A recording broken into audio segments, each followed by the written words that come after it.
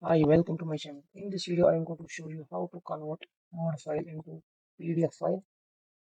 For example, in my case, here is this doc file or Word file, which I am going to convert it into PDF file. So I have to open it.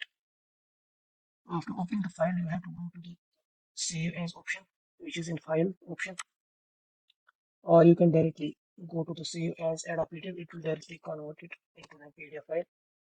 If this option is not available to you, you have to go to Save As option and then select the location where you want to store or save your file. For example, I am going to select this desktop, and after this you have to go to this option, save as type option, and you have to select here PDF and select it. After selecting, you have to click save, and in this case it will be converting it into PDF file. As you can see now, the PDF file has been created and it directly upload into my Adobe Reader. As you can see here, it directly into this reader. So in this way, you will be able to convert Word file into an PDF file.